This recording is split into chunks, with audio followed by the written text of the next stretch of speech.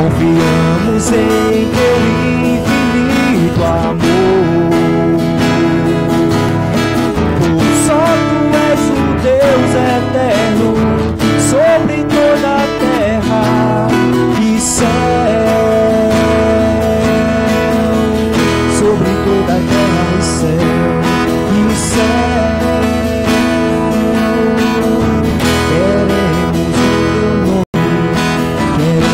O teu nome engrandecer e agradecer, Senhor, e agradecer-te por tua obra em nossas vidas. Confiamos em teu infinito amor. Por só tu és o Deus eterno sobre toda a terra e céu.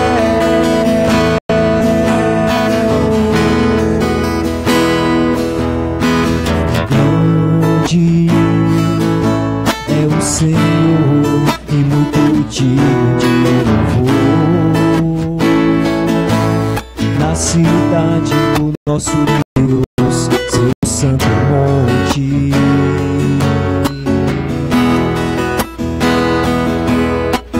Grande é o Senhor em quem nós temos a vitória e que nos ajuda contra o inimigo.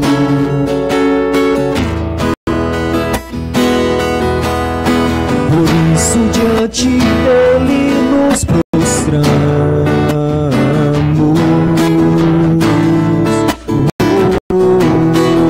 Grande só o Senhor,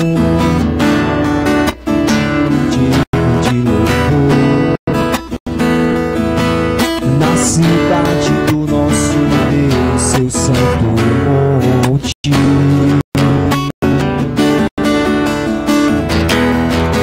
A alegria de toda a terra.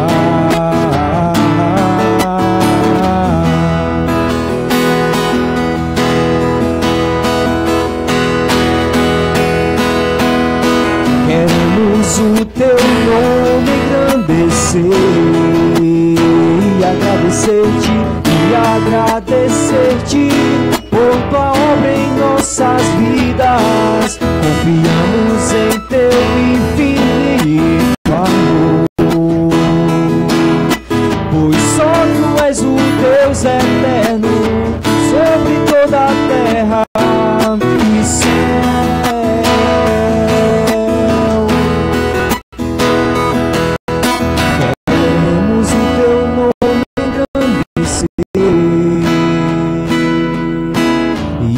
Agradecer-te por tua obra em nossas vidas. Confiamos em teu infinito amor, pois só tu és o Deus eterno sobre toda a terra e céu, e céu.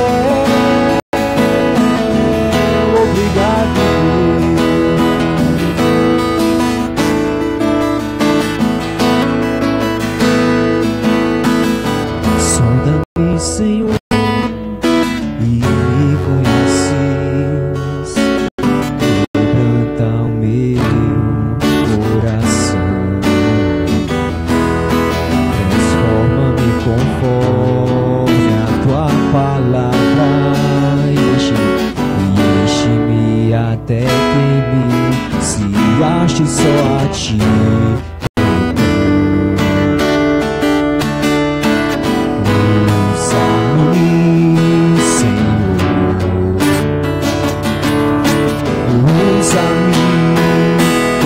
Farol que brilha à noite, como ponte sobre as águas, como abrigo no deserto, como flecha que acerta o alvo. Eu quero ser usado.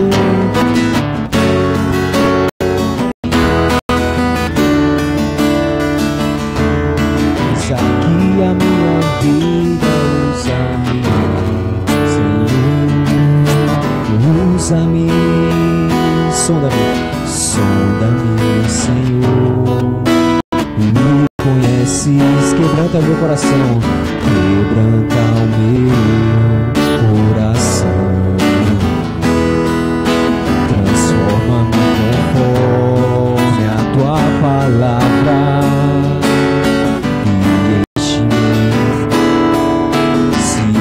somente só a ti.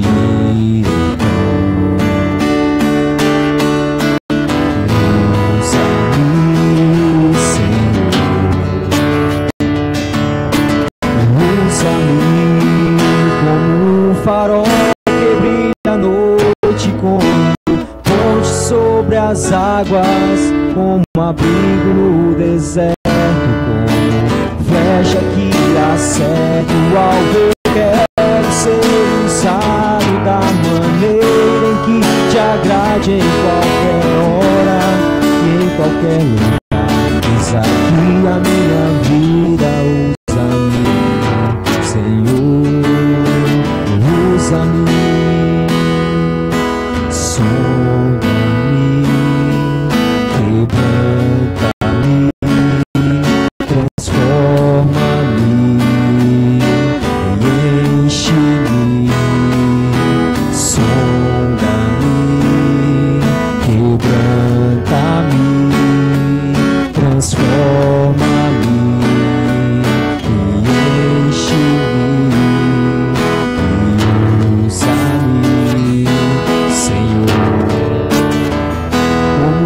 Farol que brilha à noite, como ponte sobre as águas, como abrigo no deserto, como flecha que acerta o alvo. Eu quero ser usado da maneira em que te agrade, em qualquer.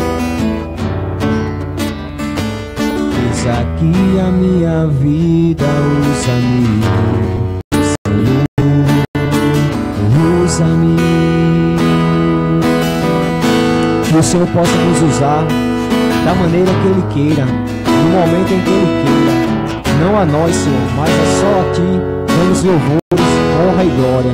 Obrigado pelo que estás fazendo em nossas vidas. Nós só temos motivo a te agradecer. Não temos motivos para murmurar, para reclamar da vida, pois nós temos tudo. Temos um banho, temos comida, temos dormida, temos quem nos trate, que nos ajude. E o Teu Espírito Santo é maior do que tudo. O Teu perdão, a Tua graça e o Teu amor sobre nossas vidas. Como dizia Paulo, a Tua graça nos basta, Senhor. Obrigado, Jesus. E usa-me, Senhor. Amém? Deus é fiel. Nesse momento eu convido o irmão Cristier para trazer a mensagem, amém?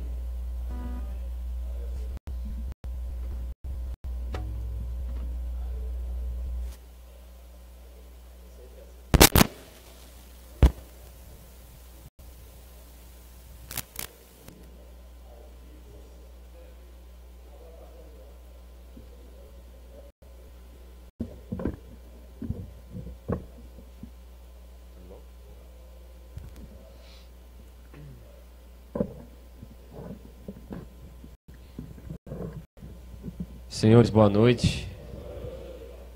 Faz um bom tempo que eu não apareço, né? Mas é por motivo de força maior. Os irmãos veem que eu chego já no finalzinho do culto. Já chego, nem na hora do amém eu chego mais. Eu perco tudo, né? Hoje consegui uma folga, não teve atividade no trabalho, e aí deu para, graças a Deus, deu para comparecer.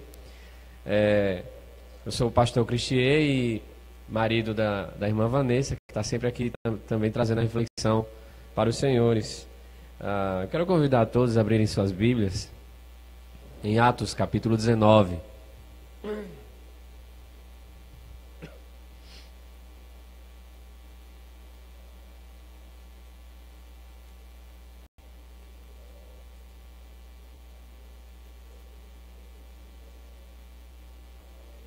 Atos capítulo 19,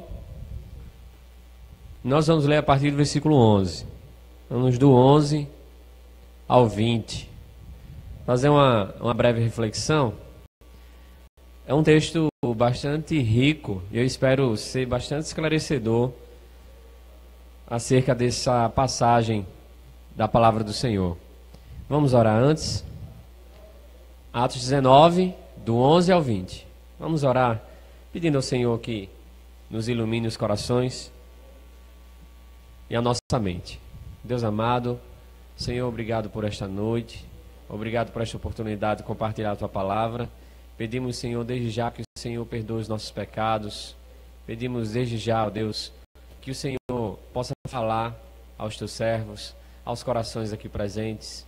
Possa, Deus, iluminar a nossa vida por meio do Teu Espírito Santo e Tua palavra. Em nome de Jesus, fala aos nossos corações. Muda-nos, ó Deus, naquilo que precisamos mudar. Conserta-nos, ó Pai, repara os nossos erros e nos aperfeiçoa naquilo que temos de bom, Senhor.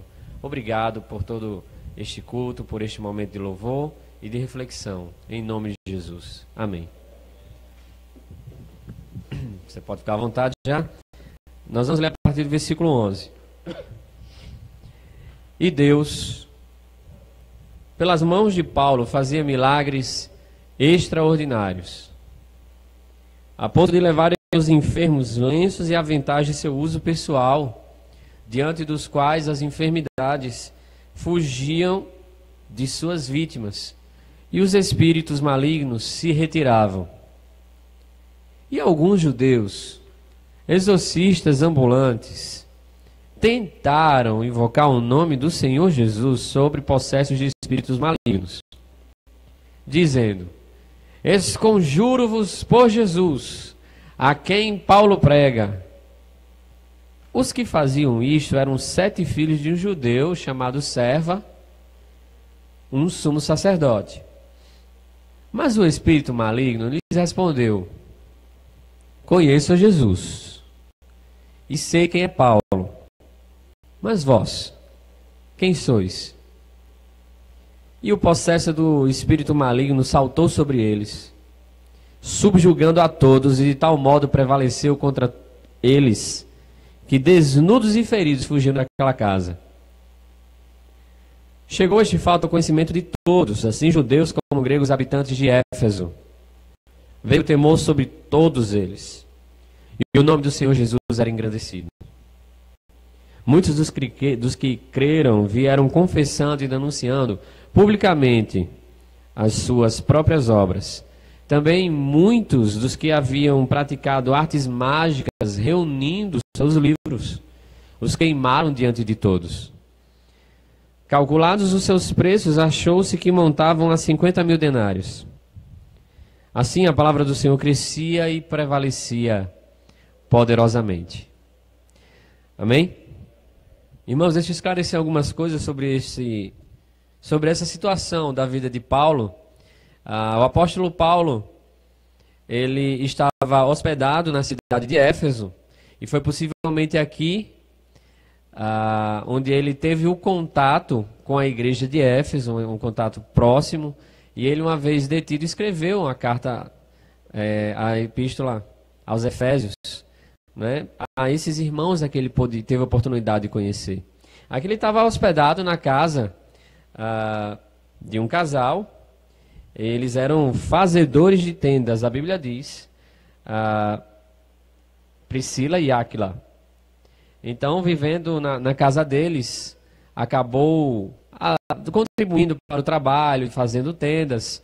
E Paulo não deixou de lado o seu apostolado. Ele não deixou de exercer o seu ofício de apóstolo. O que é que um apóstolo fazia? O que é que um apóstolo de Cristo fazia? Ele pregava a palavra. E ele tinha tal autoridade para isso. Se precisasse fazer cura, o Senhor utilizava dessa forma. Se precisasse expulsar demônios, o Senhor lhe dava autoridade para que tal acontecesse. Mas ele pregava ousadamente a palavra de Deus. Uns versículos à frente, nós vamos ver aqui no versículo 10, que ele passou 2 anos ensinando a palavra do Senhor na escola de Tirano. E essa escola, ele ensinava das 11 às 4 da tarde. Olha o horário. O horário da fome e do sono. E a escola vivia sempre cheia. Na hora do almoço, não, vamos ouvir a palavra do Senhor. Come antes, porque o negócio vai ser 5 horas. Então, 5 horas de aula da palavra do Senhor. A escola deu tão certo que durou 2 anos. Né? Um parênteses, tem crente que quando o pastor prega 31 minutos já está agoniado. Vixe, o pastor está demorando. Ele sempre pega 30 minutos. Agora 31 minutos. Já vi que hoje a mensagem vai ser longa. Vai ser daquele jeito. Mas, às vezes, depende da habilidade de quem fala, de quem expõe a palavra do Senhor, e depende da paciência que está para ouvir. Não é? Mas não se preocupe não, as minhas mensagens duram em média 1 hora, não vou passar as 4. Não é? Em média 1 hora. Vocês forem lá na igreja, o culto ele é curtinho, né? Louvor e mensagem. Louvor, momento ofertório, mensagem. Aí o louvor dura meia hora, mensagem, 1h30, 1 hora. O que é que você vai fazer? O quê? Tomar o microfone da minha mão? Não vai, então aproveita para falar. Mas você não vai se levantar do nada. Não, mas é sempre 1 hora, média 50 minutos, 1 hora. Coisa que eu não pretendo me estender muito aqui, 1h30 no máximo. Então, Paulo pregava 5 horas. As pessoas estavam lá todo dia na escola de Tirano, né? E Deus, aqui fala no versículo 11, que Deus utilizou de maneira tão grande que fazia milagres extraordinários. A Bíblia poderia dizer só milagres, mas fala de coisas extraordinárias que o apóstolo Paulo fazia. E que coisas eram essas? Está aqui, ó. Levaram a ponto de levarem aos enfermos lenços e aventais de seu uso pessoal. Então estava lá o apóstolo Paulo, de repente gripado, assava o nariz, botava o lenço aqui, ia construir a tenda. Cadê o lenço? Sumiu. Oxe, cadê? O povo pegou. Pegou para quê? Para cura. E o interessante é que o apóstolo Paulo, no Novo Testamento, os apóstolos eles precisavam constantemente confirmar seu apostolado. E uma das formas disso acontecer era sim através de milagres. Havia muitos impostores na época dos apóstolos, então eles precisavam sim confirmar: eu sou servo de Jesus Cristo, eu sou servo do Senhor e trago-vos a boa nova. Para aqueles que duvidavam, né, porque havia muitos impostores, Paulo começou a realizar milagres extraordinários. Seus lenços estavam curando as pessoas.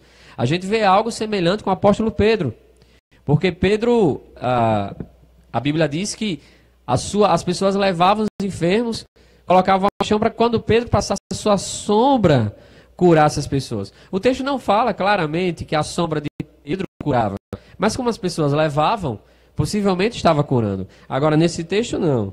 Claramente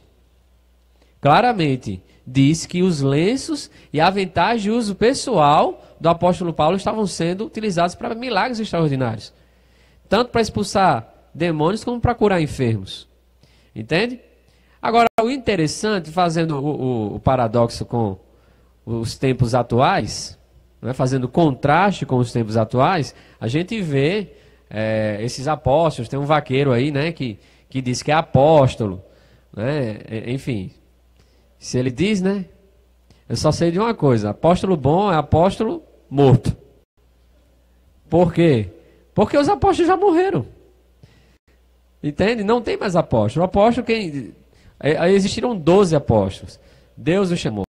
Não é? Se você contar com que o apóstolo, que Matias, o escolhido, foi o 13º, não é? Mas por isso que eu falo que apóstolo bom é apóstolo morto. Então as pessoas, aí o apóstolo, o vaqueiro chega aí dizendo, né, não, tá aqui meu lenço, vendeu o lenço aqui, dá uma suada, aí joga no fiel, pega uma gripe, né, vai ser curado. Chegou a vender aí a camisa dele, que o rei da facada levou uma facada, né? O rei da facada nos outros levou uma facada e queria vender a camisa com o sangue dele para curar as pessoas. E por que ele não se curou? É uma boa pergunta, né? Vamos fazer uma campanha, vamos levar Edir Macedo, vamos levar Silas Malafaia, vamos levar... E pode falar que não está ao vivo, né? Corta essa parte aí, né? Vamos levar o vaqueiro lá para a África, curar o povo da bola, né? Está ao vivo essa parte aí, você corta lá quando for editar. Então, o que acontece é que as pessoas estão comercializando a fé, enganando as pessoas.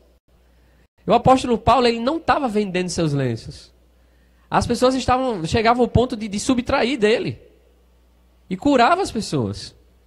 Mas o Lucas, quem escreveu o livro de Atos, que é um livro histórico, como a igreja primitiva crescia, como o Espírito Santo utilizou os apóstolos, o livro é claro. E Deus, pelas mãos, Paulo, e Deus, peraí para eu não me confundir aqui. Versículo 11, e Deus, pelas mãos de Paulo, fez milagres. Não foi Paulo, foi Deus pelas mãos de Paulo. Entende? Então esse negócio aí de compre um lenço ungido, travesseiro ungido, né, sabonete para lavar pecado, esse eu já vi. Passou num canal aí de TV aberta, um canal religioso. Eu só não posso dizer que é Record, mas eu vi que tava vendendo sabonetezinho para lavar pecado. E o sabonete era pequeno, o pecado da humanidade, tamanho do mundo, e o sabonete desse tamanho para lavar pecado. Que é para quê? Para você comprar mais. Entendeu? Então, onde já se viu alguma coisa material lavar o pecado das pessoas? Então, o mundo de hoje está muito corrupto na fé, e essa corrupção existia nos tempos de Paulo. Por isso que ele confirmava seu apostolado com milagres extraordinários. Ô, meu amigo, Deus lhe pague. Estou precisando de um diácono desse lá na congregação. Viu? Vou falar com o Roberto para levar você. Muito bem. Já ajudou muito. Então, o apóstolo Paulo, pela graça do Senhor, fazia esses milagres. Isso a gente vê, eu quero mostrar nesse texto, que Deus utiliza os seus próprios servos para a sua glória. Deus utiliza os seus próprios servos para a sua glória. E o apóstolo Paulo, então, foi usado de maneira incrível. Sabe?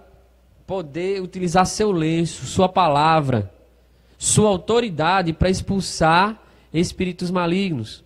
O apóstolo Paulo foi usado de forma grandiosa, mas a gente não vê a soberba tomando conta dele. Mas ele relata lá na Epístola aos Coríntios, né? Conheço um homem que subiu ao terceiro céu, por causa das palavras que ouviu, foi-lhe posto um espinho na carne. Ele estava falando dele mesmo, na verdade.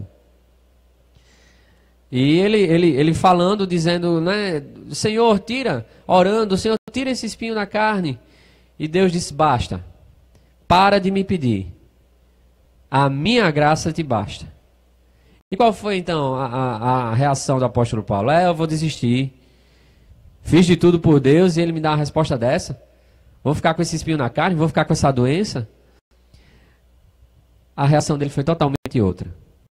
Ele disse, pois agora eu quero ficar fraco. Porque quando sou fraco, então é que sou forte. Porque a graça do Senhor me assiste na minha fraqueza. Ô homem de fé. Entende? A força dele estava em fazer morrer a sua natureza humana. Para que a natureza divina o aconchegasse, o acolhesse, lhe desse colo. Aquele colo espiritual que o Espírito Santo nos dá.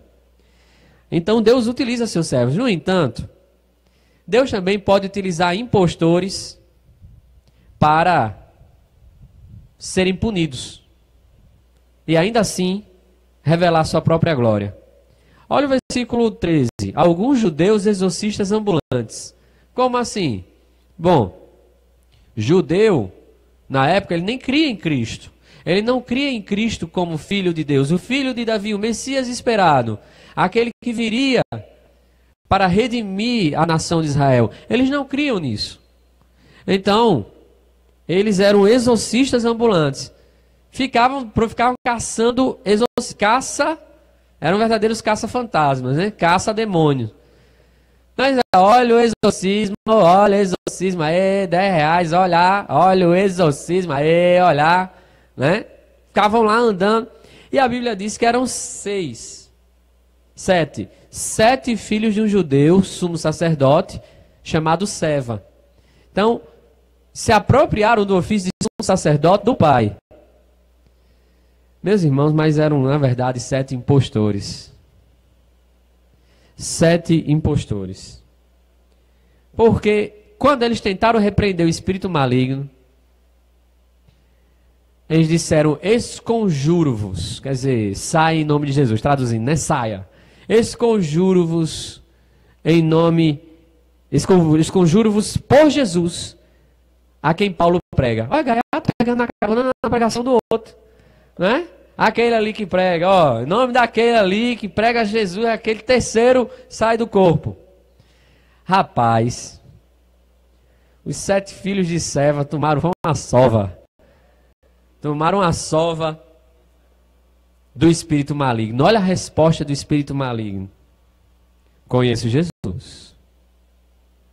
Eu sei muito bem quem é Paulo. Mas vocês, quem são? Meus irmãos, desceu-lhe o cacete. Desceu no cacete nos 7. Eu imagino. E você acha que Deus mandou o anjo para segurar? Não, Deus disse, deixa. Segura não, segura, deixa. Meus irmãos, Deus mandou a repreensão braba ali.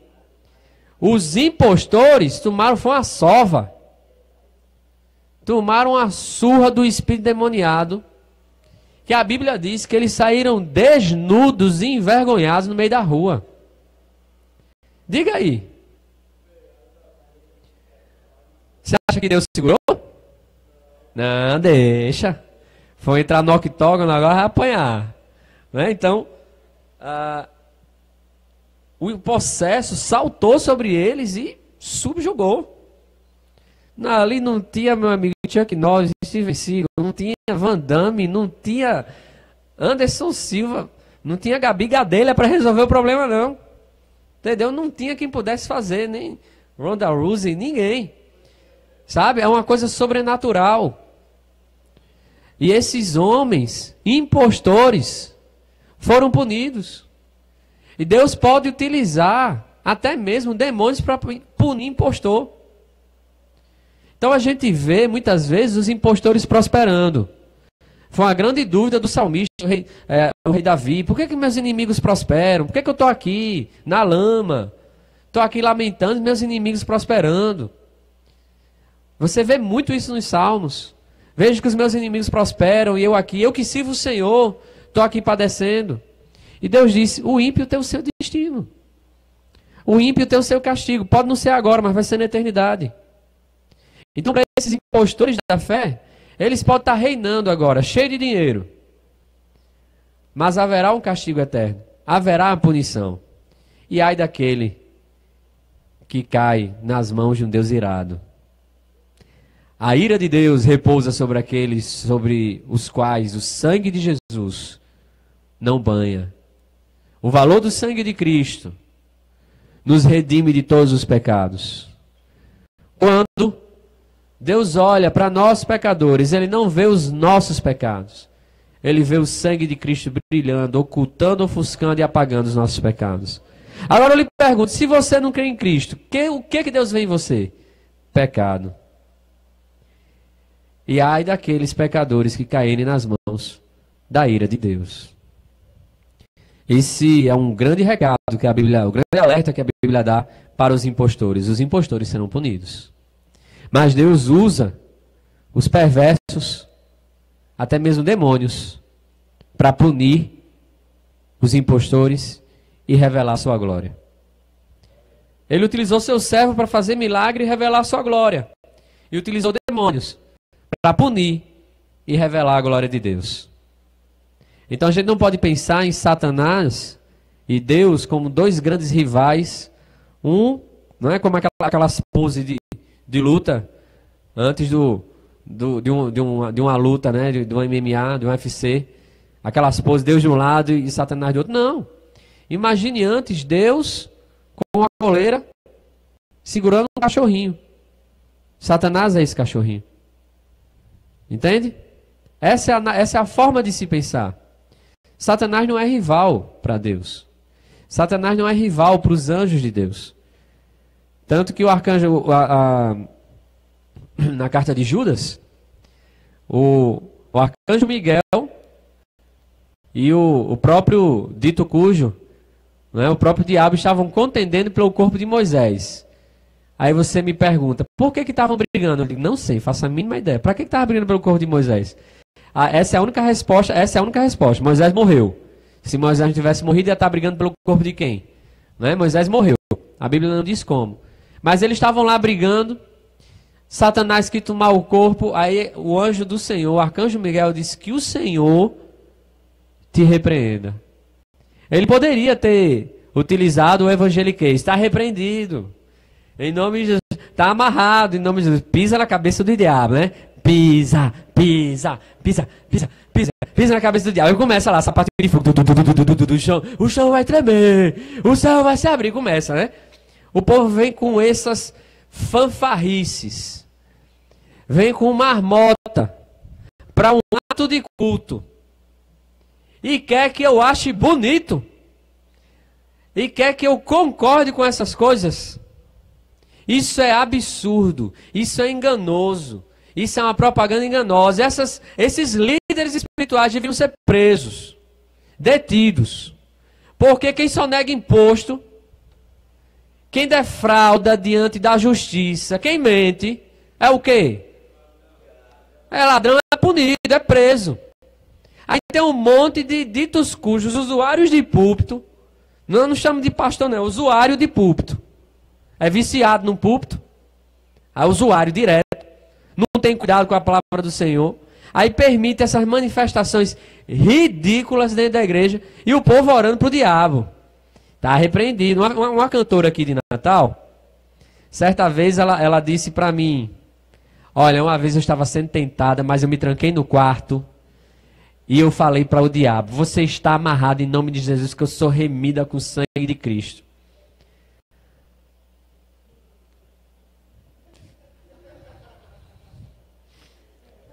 Filha, eu não estou querendo contestar o seu pastor. O seu pastor disse isso, beleza. Mas onde é que está na Bíblia? Para a gente fazer isso. Não, mas o pastor me disse. Ok. Seu pastor falou. Mas a Bíblia lhe disse isso? Não. Então, da próxima vez, se o pastor falar isso, seja como os bereanos, que o apóstolo Paulo elogiou.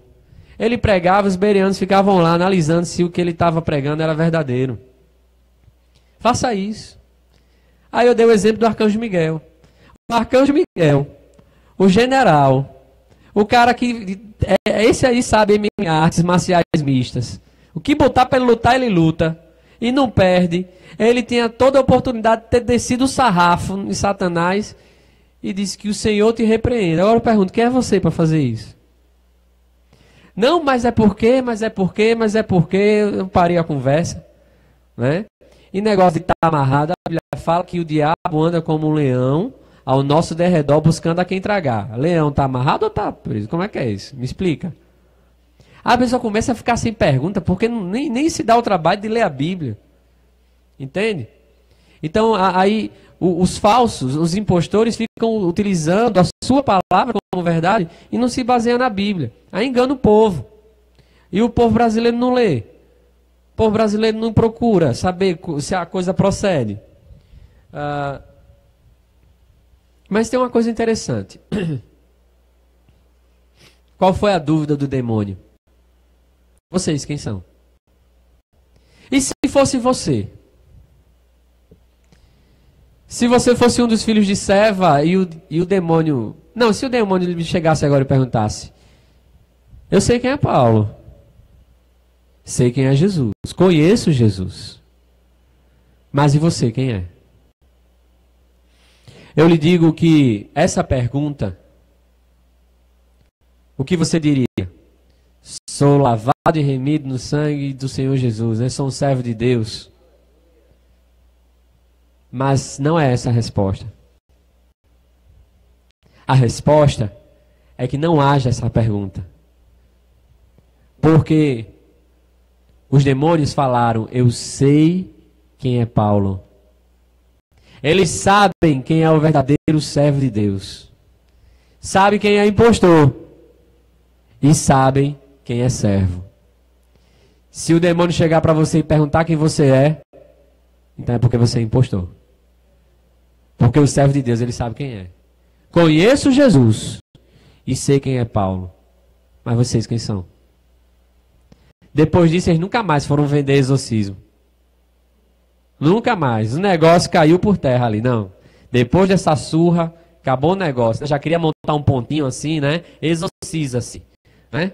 8 às 12. Pois é, tá pior que vender CD. Camelô. Então, até espíritos malignos Deus pode usar para punir os perversos. E também, vamos continuar lendo o texto. Como é que isso caiu na boca do povo? Meus irmãos, quando você lê Marcos, o Evangelho de Marcos, Jesus era fazendo milagre e as pessoas fugindo. Porque isso é demais para nós. Vai embora. Mas Jesus tinha curado, tinha expulsado demônios, as pessoas não sabiam lidar com aquilo, não crentes, vai embora. A gente não te quer por aqui. Isso é muito para nós. Já as pessoas de Éfeso, quando souberam da notícia, quando ligaram a TV e souberam do noticiário, sete filhos de Seva tomaram a sova, né? Olha só, chegou este fato ao conhecimento de todos, assim judeus como gregos habitantes de Éfeso. Veio temor sobre todos eles. E o nome do Senhor Jesus era engrandecido. Meus irmãos, eles foram revestidos de preenchidos de grande temor. Temor se apoderou dos seus corações. Agora, sabe por que veio o temor? Não foi do nada, não. Éfeso era conhecida por artes mágicas, magias ocultas, ocultismo, macumbaria, batucada. Olha o versículo 19. Também muitos dos que haviam praticado artes mágicas. Em Éfeso havia muita influência ocultista, magia negra. Essas pessoas sabiam com quem estavam lidando quando praticavam essas práticas, quando faziam essas práticas. Sabia que estava lidando com o demônio. Quando ouviram do que aconteceu, apoderaram-se de temor do Senhor. O temor foi tão grande, meus queridos, que eles foram na rua confessar Jesus como Salvador. E mais, denunciar publicamente as suas próprias obras. Meus irmãos, o resultado, a repercussão foi tão grande. O temor se apoderou de tal forma naquela cidade que as pessoas foram nas ruas procurar o apóstolo Paulo, confessar os seus pecados. Eu fiz isso, eu fiz aquilo, me perdoe, eu preciso do perdão do Senhor. Eu confesso Jesus como meu Salvador, eu quero abandonar essas práticas. Imagina então a repercussão do que aconteceu. Foi uma coisa grandiosa. Uma coisa grandiosa. Bom, dá para dizer que os demônios fizeram um verdadeiro evangelismo aqui. Porque muitas pessoas se converteram depois do que aqueles demônios fizeram. Também muitos que haviam praticado artes mágicas reuniram seus livros. Tal prova de que eles não queriam mais conviver com isso, que queimaram os livros. Queimaram. Olha só. Isso é conversão. Sinal de conversão. Não é aquele negócio, eu aceito. Tá. E existe também uma certa influência, né? As pessoas colocam Jesus no coitadinho, no púlpito. Está ali Jesus, ó, pendurado ali na cruz. Né? Aceita ele está ali de braços abertos, ó, te chamando. Vem, aceita Jesus. Você pensa assim, vou, não vou. Eu vou. Não vai ficar que nem o Chapolin. Eu vou. Aí não vai. Aí fica nessa. Hoje eu não quero não, viu? Obrigado. Hoje eu não quero aceitar Jesus não. Meus irmãos. Deus criou a terra, todos os seres viventes. Do microscópico ao macroscópico. Do que tem vontade ao que não tem vontade, criou você. E você jura que é que você decide essas coisas. Você jura que você vai chegar num dia, hoje eu acordei com a vontade de aceitar Jesus. Hoje, eu quero agora. Acordei com a vontade de aceitar Jesus. Meus irmãos, nós somos pecadores tendenciosos ao mal. A nossa tendência é para a prática do mal, do pecado.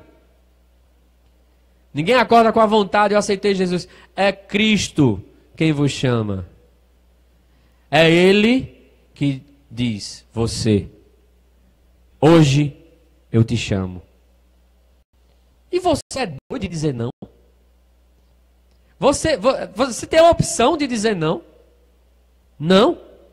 Não tem. Quando Deus te chama, Deus é soberano. Você precisa entender uma coisa. Deus está no controle de todas as coisas, inclusive da sua vida. Não há nada, não tem um átomo neste ambiente que Deus não controle. Deus governa todas as coisas, toda a humanidade está debaixo da sua soberania. Ser soberano é ter controle de tudo. Quando Deus te chama à conversão. E neste dia em Éfeso, a cidade inteira foi chamada por Cristo ao arrependimento. Observe que a palavra, no versículo 18, muitos dos criqueiros vieram aceitando e denunciando. Foi assim? Qual é a palavra? Confessando. Eu creio. Deus me regenerou, agora eu creio. E eu denuncio minhas práticas. Eu me envergonho delas. Me envergonho tanto que eu quero queimar esses livros de práticas ocultas. Qual foi o resultado? Assim, a palavra do Senhor crescia e prevalecia poderosamente. O versículo 20 fala que o apóstolo Paulo crescia e prevalecia. O versículo 20 fala que era a igreja, pessoas específicas que estavam crescendo e prevalecendo. O versículo fala que eram os demônios que estavam crescendo e prevalecendo. Era a palavra do Senhor que crescia e prevalecia. Nós existimos para a glória de Deus. E é a palavra dele que precisa crescer e prevalecer através das nossas vidas. Não é você. O versículo 11. E Deus pelas mãos de Paulo. Então mais na frente, Deus vai chamar cada um de vocês pelo nome. E as pessoas vão ver. E fulano de tal, Deus pelas mãos de fulano de tal, da Cristolândia, fez isso. Deus pelas mãos de fulano de tal, fez aquilo outro. Entende? A palavra do Senhor precisa crescer na sua vida. Crescer a ponto de se esparramar e se espalhar por onde você estiver. Agora fica o grande alerta. Vigie, cuidado com os impostores. E digo-vos mais. Cuidado para não se tornar um impostor. E digo mais. Se você é um impostor, arrependa-se, denuncie seus pecados a Deus e confesse o Senhor Jesus como Salvador. Porque há salvação. Há tempo ainda. Estes serão punidos à luz da Bíblia. É isso que nós concluímos. E aos servos do Senhor, nos está sendo esperado uma coroa de glória na eternidade. Para os que vão morrer, vocês, né? Porque eu vou ser arrebatado. Vocês, né?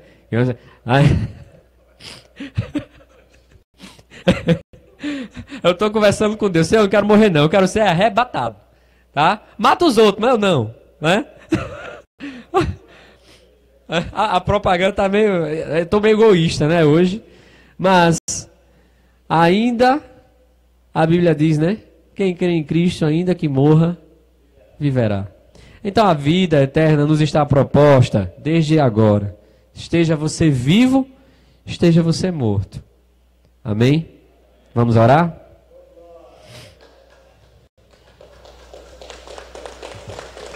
Amém. Deus amado, te agradecemos, Senhor, por palavra tão boa vinda do registro da Bíblia. Obrigado, Senhor, porque o Senhor nos chamou. E hoje nós somos espelhos da tua glória. Ó Deus, faz de nós instrumentos para abençoar. Instrumentos, ó Deus, para proclamar. Instrumentos verdadeiros do Evangelho.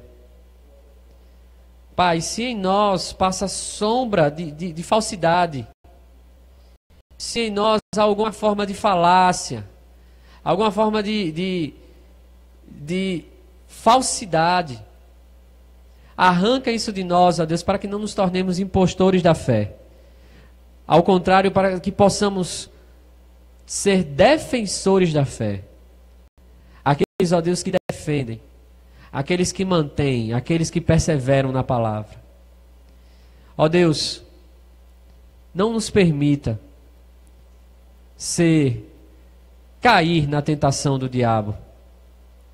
Ele há de nos tentar, de nos provocar a queda, mas nós te rogamos que o Senhor nos dê revestimento espiritual para podermos aguentar nos dias maus. Pai, muito obrigado, porque o Senhor, a tua graça tem alcançado estes homens aqui presentes. Obrigado porque a tua graça me alcançou. E hoje, ó Deus, eu posso falar da tua glória como autoridade de um servo do Senhor. Perdoa os nossos pecados, ó Deus. E não posso pedir que o Senhor nos impeça de ser tentados, porque o maligno tentou até mesmo o Senhor Jesus. Mas nós te pedimos que o Senhor nos dê forças para resistir e vencer a tentação que todo dia nos assedia. Em nome de Jesus, Pai. Obrigado. Amém. Deus abençoe a todos. Amém, amém.